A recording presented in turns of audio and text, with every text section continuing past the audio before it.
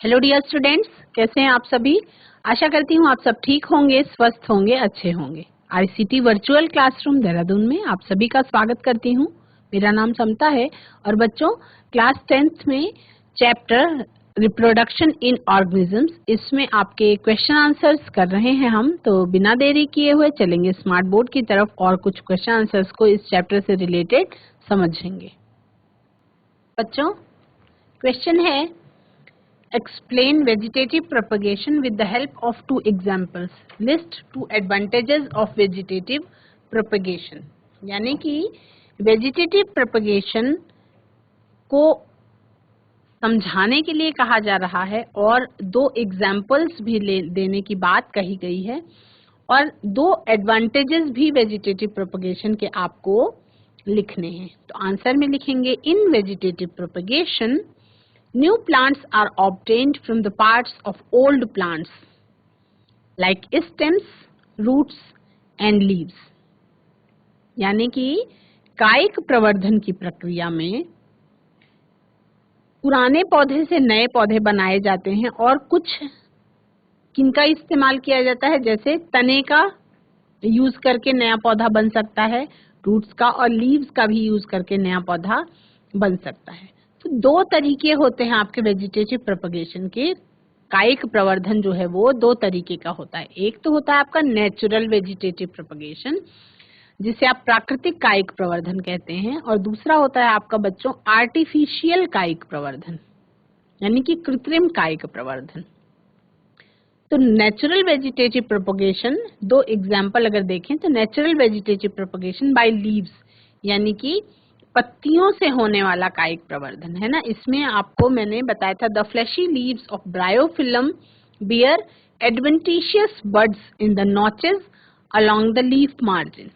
जो उसकी लीफ का किनारा होता है, लीफ के किनारे में जो गहराई बनी होती है, जो नॉच बना होता है, उसके अंदर एडवेंटिशियस बड्स प्रेजेंट होती हैं और वो पौधे के रूप में ग्रो करने लगती हैं।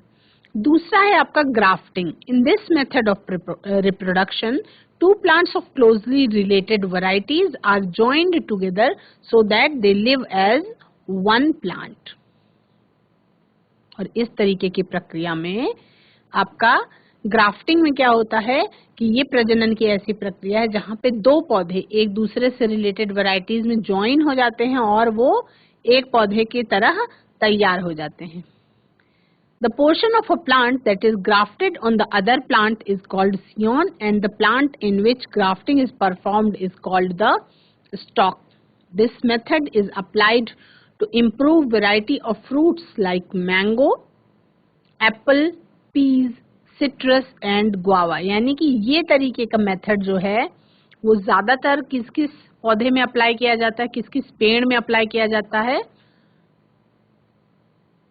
फ्रूट्स की क्वालिटी को इनहेंस करने के लिए, इम्प्रूव करने के लिए मैंगो के में, यानी कि आम के पेड़ में, सेब के पेड़ में, पीज में, सिट्रस में, नींबू के पेड़ में और अमरूद वगैरह के पेड़ में इस तरीके का कायिक प्रवर्धन जो है यूज किया जाता है।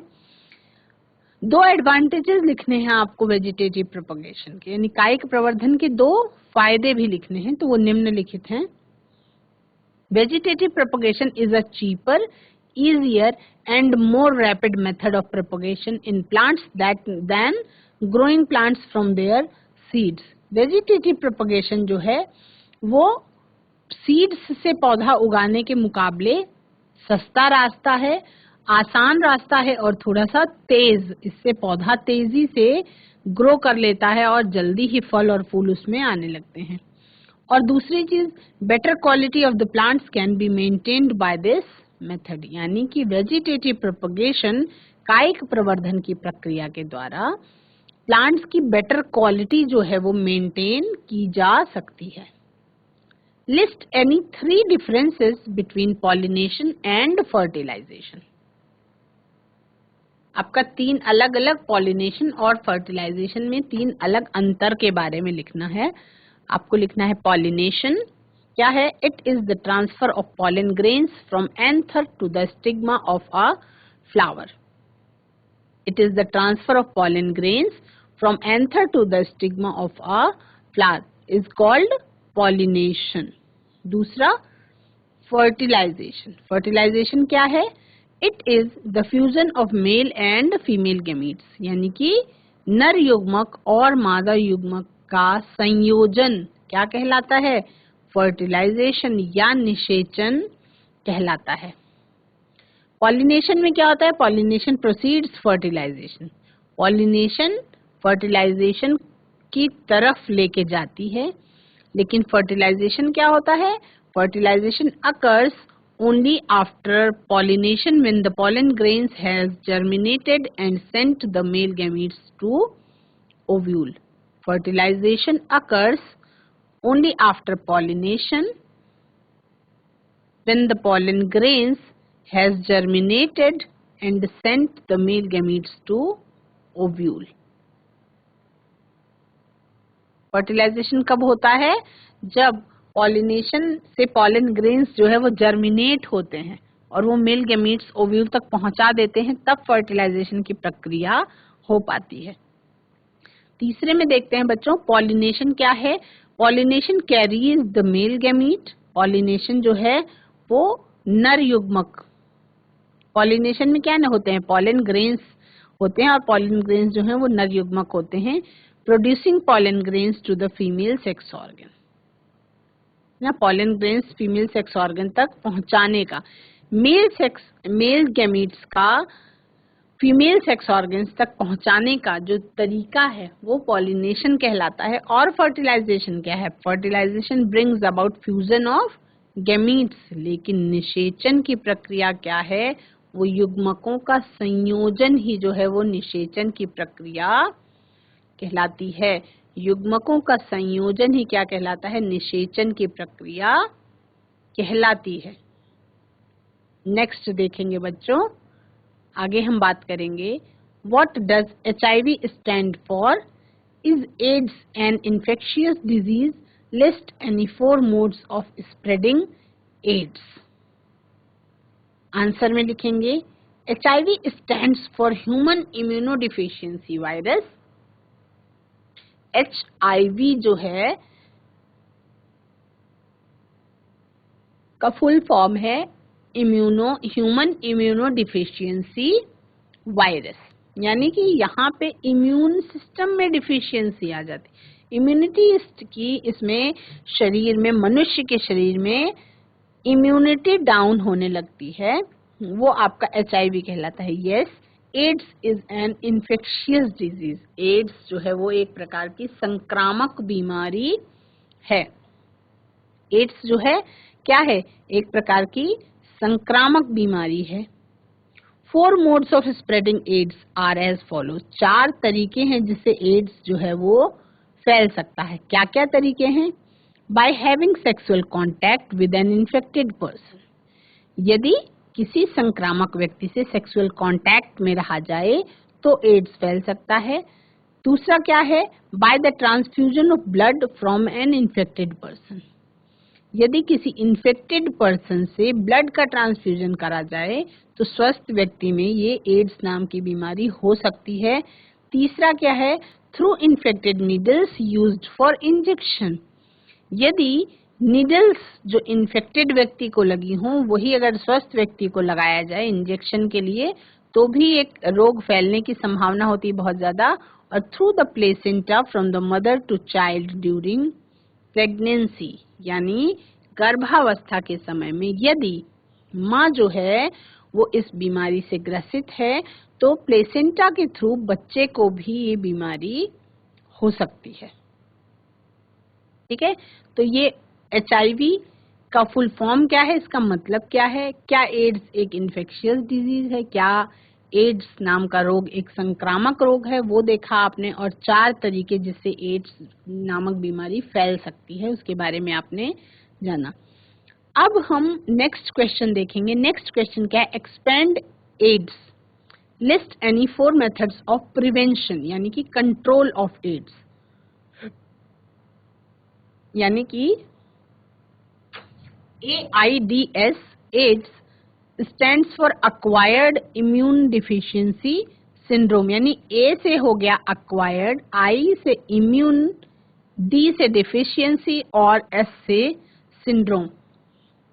तो ये किससे होता है? एड्स होता है HIV से। एड्स का फुल फॉर्म आपसे पूछा गया है तो वो आपने देखा। 4 मेथड्स ऑफ प्रिवेंटिंग और control of AIDS are as follows. पहला क्या है? Use condom during sex. दूसरा है अवॉइड शेयरिंग ऑफ नीडल्स। तीसरा है test blood for AIDS before transfusion, यानी कि खून यदि किसी रोगी को चढ़वाया जा रहा है तो उसको चढ़ने से पहले टेस्ट होना जरूरी है उस ब्लड का, ताकि वो HIV फ्री ब्लड होना चाहिए। और फोर्थ है avoid sexual contact with unknown person. जिस व्यक्ति को आप पहले से जानते नहीं हैं उसके साथ किसी भी तरीके का सेक्सुअल कांटेक्ट नहीं करना चाहिए, क्योंकि वो एड्स ग्रस्त भी हो सकता है ना। आप जब जानते ही नहीं तो आपको पता ही नहीं है कि वो संक्रमित है या नहीं है, क्योंकि एड्स एक ऐसा रोग है जो कभी भी दिखाई नहीं पड़ता है ना, और बहुत लंबे समय के बाद इसके सिम्टम्स सामने आते हैं, और सिम्टम्स बहुत नॉर्मल होते हैं। बुखार हो जाना या कमजोरी आना, तो इस तरीके के सिम्टम्स। इससे क्या होता है? इम्यूनिटी सिस्टम उस शरीर का कमजोर होता है। धीरे धीरे क्या होता है? ऑर्गन फेल्योर वाली स्थिति पे आने के बाद ये बीमारी लाइलाज है, इसका कोई इलाज तो है नहीं, है ना। क्वेश्चन है next, list any 4 reasons for adopting contraceptive methods. 4 कारण आपको बताने हैं जिसमें कॉन्ट्रासेप्शन का यूज करने के लिए क्या रीजंस हैं। If a woman is using copper T, will it help in protecting her from sexually transmitted diseases, और क्यों, है ना। तो इसके बारे में समझेंगे। 4 रीजंस हैं जिसमें आपको कॉन्ट्रासेप्टिव मेथड्स यूज करने के लिए अडॉप्ट करना,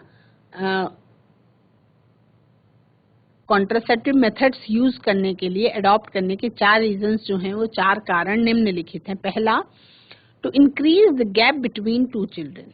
यदि किसी माता को एक बच्चा है और अगले बच्चे के बीच में अंतर होना, तो 2 बच्चों के बीच में अंतर रखने के लिए कॉन्ट्रासेप्टिव मेथड्स का यूज किया जाता है।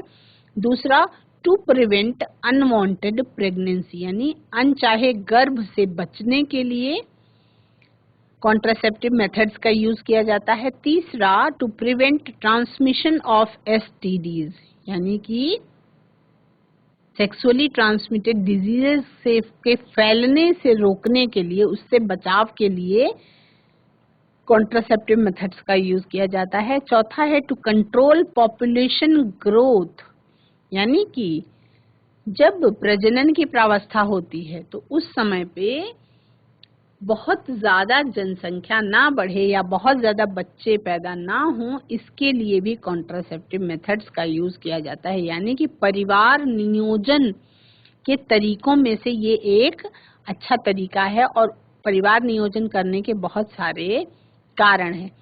If a woman is using a copper T, यदि एक महिला कॉपर टी का प्रयोग करती है कॉन्ट्रासेप्टिव के रूप में, तो क्या उससे सेक्सुअली ट्रांसमिटेड डिजीजेस से प्रोटेक्ट होने में हेल्प मिलेगी?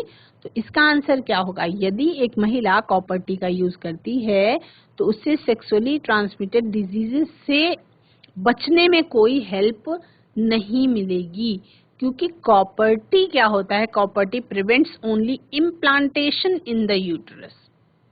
यदि एक महिला कॉपर टी का यूज करती है तो वो सेक्सुअली ट्रांसमिटेड डिजीजेस से वो बची नहीं रहेगी, वो केवल उससे गर्भवती होने से बचेगी, है ना। तो पॉइंट क्लियर समझ में आना चाहिए। कॉपर टी एक कॉन्ट्रासेप्टिव मेथड्स के रूप में यूज किया जाता है, लेकिन कॉपर टी के यूज करने से केवल यूट्रस में इम्प्लांटेशन को रोका जा सकता है, ना कि सेक्सुअली ट्रांसमिटेड डिजीजेस को रोका जा सकता है। नेक्स्ट क्वेश्चन देखते हैं।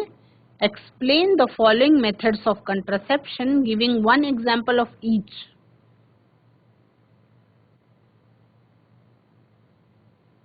निम्नलिखित कॉन्ट्रासेप्शन के तरीके हैं और उनमें से आपको सबको एक्सप्लेन करना है। तो पहला तरीका है बैरियर मेथड, दूसरा तरीका है हार्मोनल इम्बैलेंस मेथड और तीसरा तरीका है सर्जिकल मेथड। बैरियर मेथड क्या है बच्चों? बैरियर मेथड यानी कि जिसमें फर्टिलाइजेशन के लिए स्पर्म और ओवम के बीच में एक बैरियर लगा दिया जाए। बैरियर का मतलब आपको समझ में आ रहा है, जैसे ही हाईवेज में बैरियर होते हैं, गाड़ी डायरेक्ट नहीं जा सकती है ना। बैरियर मेथड का मतलब ये है कि ऐसी फिजिकल डिवाइसेस जिससे स्पर्म और ओवम को फर्टिलाइज होने से रोका जा सके। इन this method physical devices such as condoms, diaphragms and cervical caps are used. These devices prevent the entry of sperm in the female genital tract during copulation, thus acting as a barrier between them. यानी sperm और ovum के बीच में barrier का use करके barrier method का use करते हैं। दूसरा तरीका है हार्मोनल इम्बैलेंस मेथड। और इस मेथड में क्या होता है? इस मेथड में specific drugs are used by females which are of two types. एक तो होती है ओरल पिल्स एंड दूसरी होती है आपकी वजाइनल पिल्स। ओरल पिल्स में कुछ इस तरीके के हार्मोन्स होते हैं which stop the ovaries from releasing ovum into the fallopian tube. उसमें कुछ ऐसे हार्मोन्स होते हैं जिससे ओवम जो है वो फेलोपियन ट्यूब में रिलीज ही नहीं होगा। These pills are also called oral contraceptives. इस तरीके की पिल्स जो है वो ओरल कॉन्ट्रासेप्टिव्स कहलाती हैं और OCs कहलाती हैं, which act by changing the hormonal balance of the body so that eggs are not released and fertilization cannot occur. तो इस तरीके की दवाइयाँ खाने से क्या होती हैं? एग्स रिलीज नहीं होते, इसलिए फर्टिलाइजेशन नहीं होता है और प्रेगनेंसी से बचाव करने का ये एक अच्छा तरीका है। The use of intrauterine contraceptive device IUCDs। IUCDs से क्या होता है? इससे इम्प्लांटेशन होने से रोका जा सकता है यूट्रस में। और इसका बहुत बड़ा एग्जाम्पल है copper T. Copper T place की जाती है सेफली कहाँ पे? यूट्रस के अंदर बाय अ डॉक्टर और अ नर्स, ट्रेन्ड नर्स। तीसरा मेथड है बच्चों सर्जिकल मेथड। सर्जिकल मेथड एक ऐसा मेथड है, इन this method a small portion of vast difference in male and the fallopian tube in female, जिसको आप कॉमन नसबंदी के नाम से जानते हैं। नसबंदी में क्या होता है? या तो स्मॉल पोर्शन वास्ट डिफरेंस का कट करके गांठ लगा दिया जाता है या फेलोपियन ट्यूब में भी कट करके गांठ लगा दिया जाता है। तो सर्जिकली या तो रिमूव्ड कर दिया जाता है या क्या कर दिया जाता है? बांध दिया जाता है। ठीक है, it is called vasectomy in males. अगर वास्ट डिफरेंस में कट करके टाई किया जाए, नॉट लगाई जाए, तो वो वेसेक्टोमी कहलाता है। और फीमेल्स में ये क्योंकि ट्यूब को बाधित किया जा रहा है इसलिए ट्यूबेक्टोमी कहलाता है। In this case, if the vast difference in male is blocked, sperm transfer will be prevented, and if the fallopian tube in the female is blocked, the egg will not be able to reach the uterus.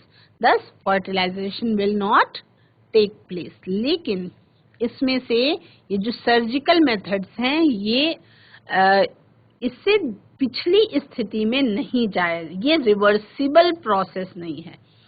Surgical method एक ऐसा process है जो एक बार करने के बाद reverse नहीं किया जा सकता है। बस दोनों मेथड्स, तीनों मेथड्स में से सर्जिकल मेथड जो है उसको रिवर्स नहीं किया जा सकता।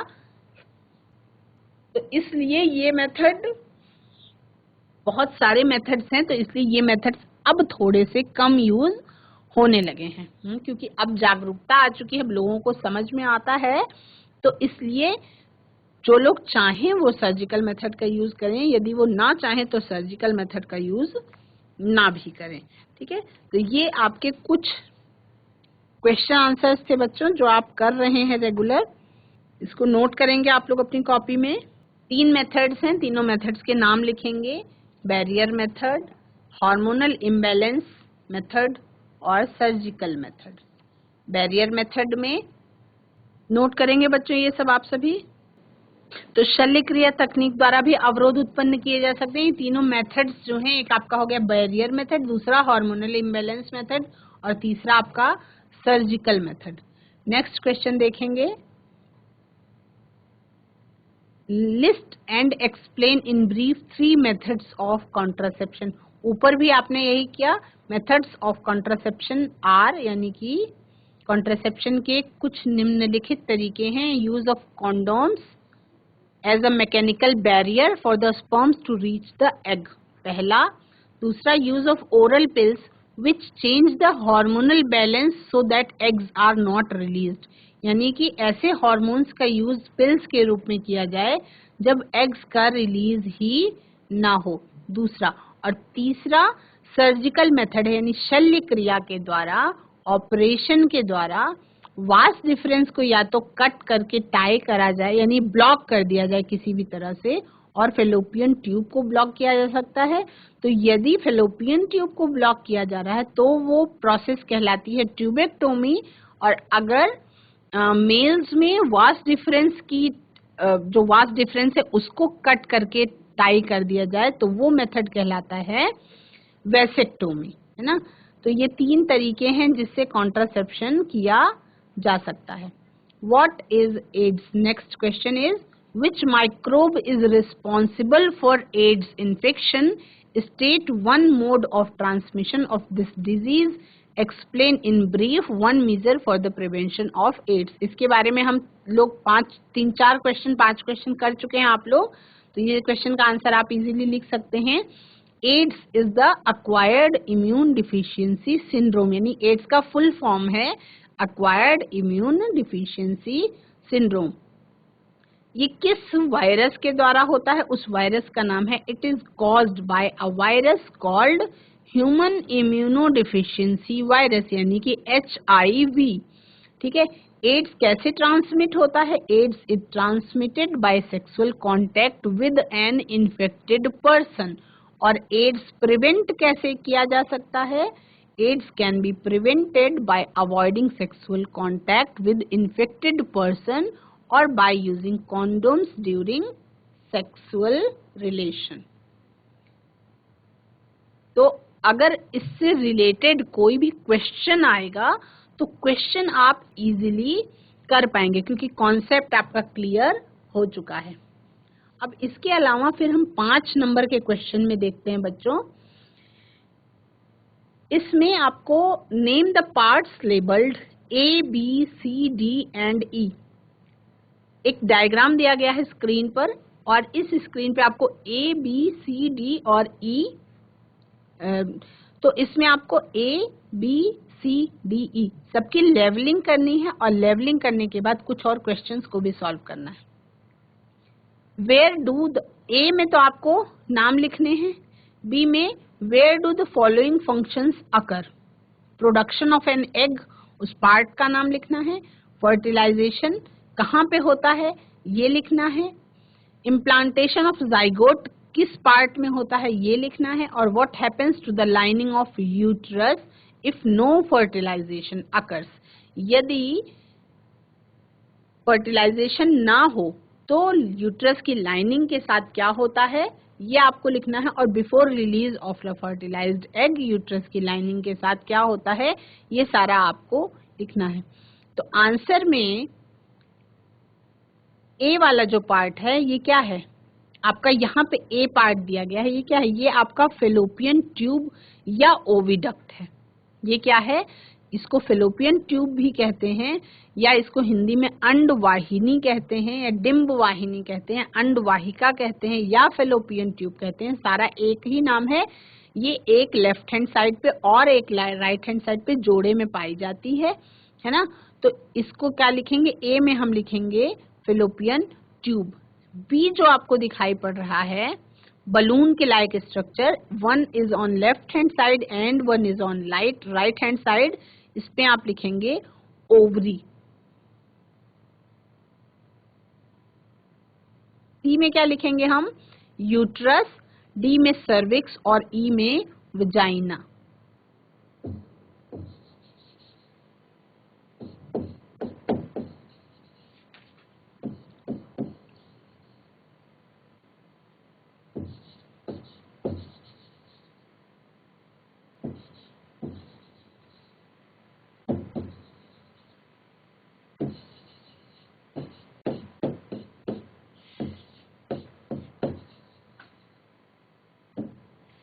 ये डायग्राम बना के आप लोग लेवलिंग कर लें। फिर उसके बाद नीचे हम देखेंगे where do the following functions occur, यानी कि प्रोडक्शन ऑफ एन एग ये कहाँ पे होता है, यानी कि अंड का निर्माण कहाँ पे होता है, तो वो होता है आपका ओवरी में, है ना।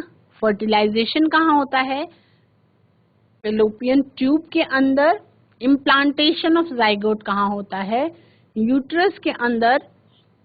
What happens to the lining of uterus, uterus की लाइनिंग के साथ क्या होता है यदि निषेचन हो या यदि निषेचन ना हो, है ना। तो आंसर में फर्स्ट नंबर में ओविडक्ट या फेलोपियन ट्यूब, जैसा कि आपने मार्क कर लिया है।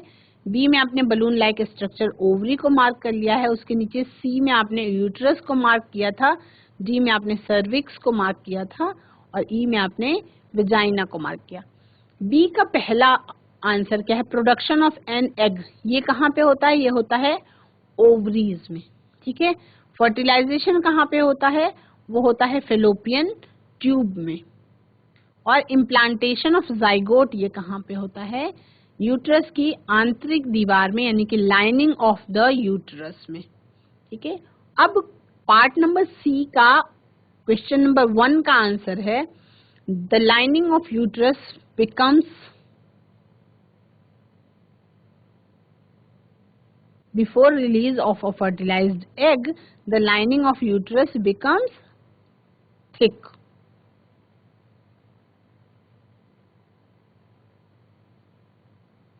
यहाँ पे थिक लिखेंगे आप आगे, और आंसर नंबर 2 में लिखेंगे if no fertilization occurs the lining of uterus slowly breaks and comes out through the vagina as blood and mucus if no fertilization occurs. और ये प्रोसेस एवरी मंथ होती है, जिसको आप मेंस्ट्रुएशन साइकिल के नाम से जानते हैं। ड्रॉ अ डायग्राम, इसको नोट करेंगे सभी बच्चे, फिर नेक्स्ट क्वेश्चन पे जाएंगे हम। नेक्स्ट क्वेश्चन देखेंगे, draw a diagram showing germination of pollen on stigma of a flower. और बी में देखेंगे label pollen grain, male germ cell, pollen tube and female germ cell in the above diagram. How is zygote formed? 3 parts में question को पूछा गया है ना।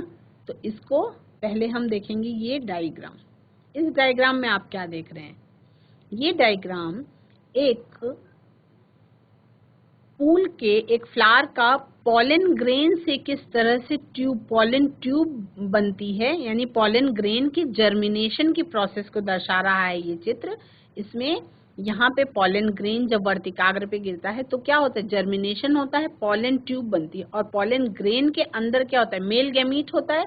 Pollen tube के थ्रू ये इस तरह से, ये मेल जर्म सेल अंदर है, ये यहाँ से इसी ट्यूब के माध्यम से होते हुए यहाँ पे पहुंच जाती है और फीमेल जर्म सेल के पास पहुंच करके फिर वहाँ पे फर्टिलाइजेशन की प्रोसेस होती है। तो ये डायग्राम बनाएंगे जिसमें आप शो करेंगे पॉलन ग्रेन से पॉलन ट्यूब का बनना और फर्टिलाइजेशन की प्रोसेस, और female germ cell, pollen tube और मेल जर्म सेल की लेवलिंग करेंगे और पॉलन ग्रेन को भी लिखेंगे। बच्चों ये चित्र बनाएंगे अपनी कॉपी में और इसकी लेवलिंग करेंगे। डायग्राम बनाएंगे, अच्छे से बनाएंगे। सबसे पहले आप फीमेल रिप्रोडक्टिव सिस्टम का डायग्राम बनाएंगे, उस पे पॉलन ग्रेन्स आए अगर वर्तिकाग्र पे तो उसमें एक पॉलन ट्यूब बनती हुई दिखाएंगे। पॉलन ट्यूब के अंदर मेल जर्म सेल भी दिखाएंगे और उस पे लेवलिंग कर देंगे।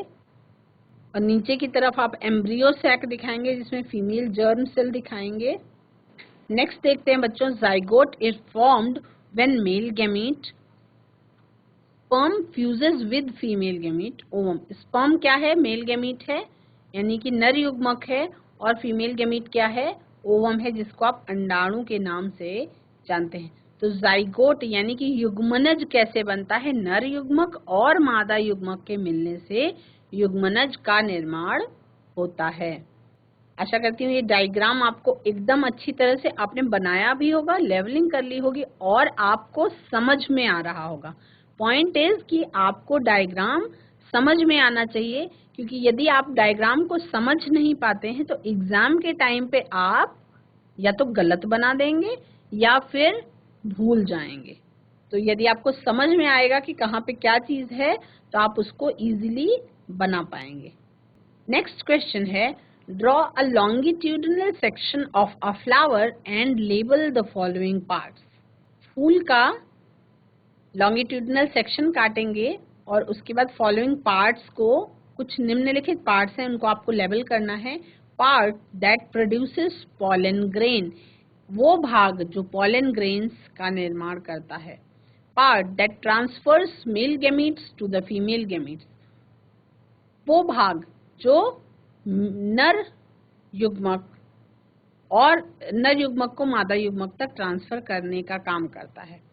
थर्ड है part that is sticky to trap the pollen grain, वो पार्ट जो स्टिकी होता है और पॉलन ग्रेन को ट्रैप करने में हेल्पफुल होता है। और part that develops into a fruit, वो पार्ट जो फल के रूप में विकसित हो जाता है।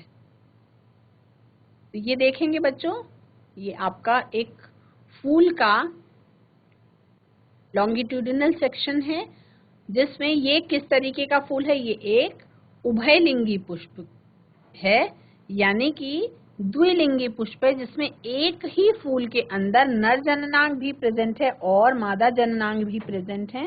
यहाँ पे एंथर भी प्रेजेंट है और स्टिग्मा भी प्रेजेंट है और उसके अलग अलग भागों को दिया गया है, स्टिग्मा, एंथर, स्टाइल और ओवरी। ओवरी ही डेवलप होके एक फ्रूट के रूप में कन्वर्ट हो जाती है। बच्चों, आज की क्लास में बहुत सारे क्वेश्चन आंसर्स प्रजनन वाले चैप्टर से रिलेटेड आप सभी ने किए। आशा करती हूँ क्वेश्चंस के आंसर्स आपको समझ में आए होंगे।